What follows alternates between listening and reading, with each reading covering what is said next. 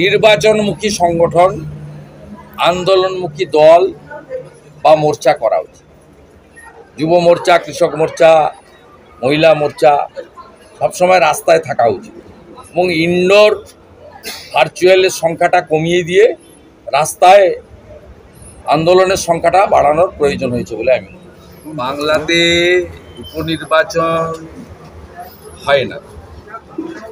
আপনার কিছুদিন আগে ধূপগুড়িতে 4000 ভোটে আমাদের জেতা সিটে আমাদের হারিয়ে দেওয়া হয়েছে। সেই ধূপগুড়ি থেকে গত লোকসভা ভোটে জয়ন্ত রায় 20,000 ভোটে জিতেছে।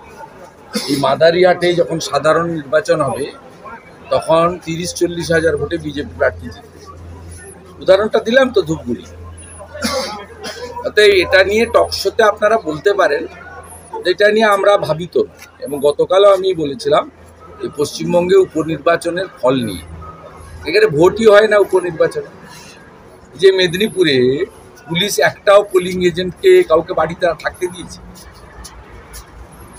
আগের দিন শালবনী, চাঁদরা কাউকে থাকতে দিয়েছে? আমাকে রাত্রে এখানে এসে প্রেস কনফারেন্স করতে হয়েছে লোকগুলোকে, মানে যাতে বেঁচে থাকে এমনভাবে অত্যাচার সেখানে করা হয়েছে।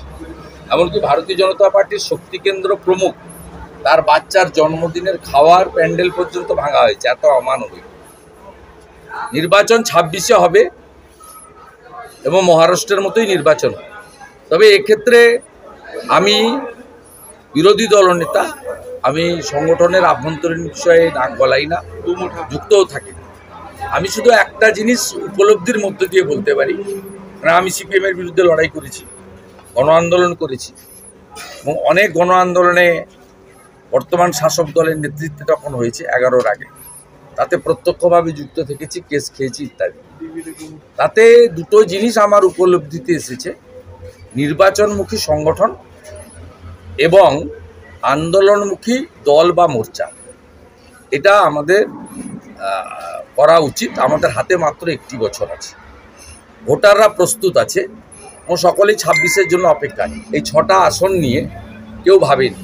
আমি আপনাদেরকে উদাহরণ দিলাম ধূপগুড়িতে 1 বছর আগে বিজেপি বিধায়ক বিষ্ণু রায়ের প্রয়াণে উপনির্বাচনে পিসি ভাইপো পুলিশকে দিয়ে দখল করে অনেক মিথ্যা প্রতিশ্রুতি দিয়ে অনেক বাড়ি বাড়ি কাজ, চাকরি বাকরি, মহকুমা ইত্যাদি অনেক ঢপবাজি করে জিতেছিলেন 4000। তো যখন জেনারেল ভোট হয়েছে আমরা জিতেছি 20,000, এই মাস 6 আগে, গত এপ্রিল-মে মাসে। তো এখানেও মাদারিহাটের ক্ষেত্রে আপনি প্রমাণ হয়ে যাবে যে আমরা 26-এ জিতব। শুধু মাদারিহাট নয়, নৈহাটি, তালডাংরা এবং মেদিনীপুর আসনও 26 সালে ভারতীয় জনতা পার্টি জিতবে। হাড়োয়া আমরা কোনোদিনই জিতিনি, ভবিষ্যতেও জিতব না, কারণ সেখানে 80% মুসলমান থাকে। আর মুসলমানরা মহারাষ্ট্র কংগ্রেসকে এবং তার অ্যালায়েন্সকে ভোট দিয়েছে, ঝাড়খণ্ডেও তাই করেছে।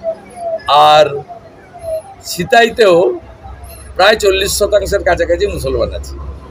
যদিও সিতাইতে 21-এ আমাদের ভালো ফাইট হয়েছিল 5000।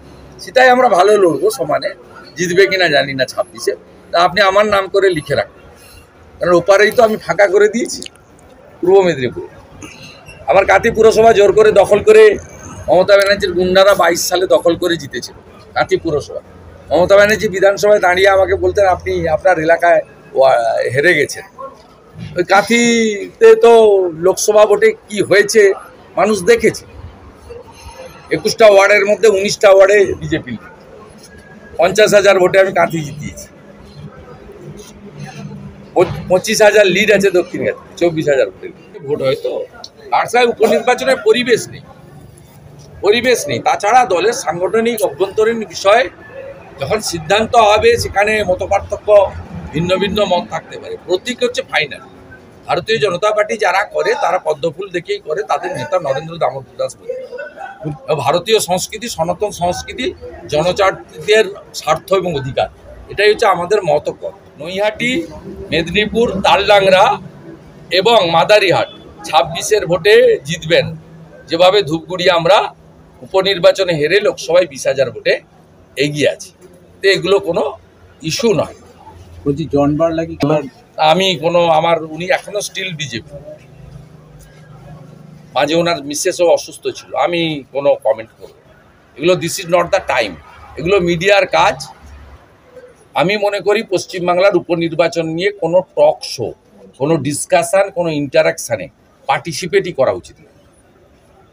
আবারও বলি, আমার যেটা মনে হয়েছে, সময়ের ডাক, সংগঠনকে নির্বাচনমুখী, দল এবং মোর্চাকে আন্দোলনমুখী করা দরকার।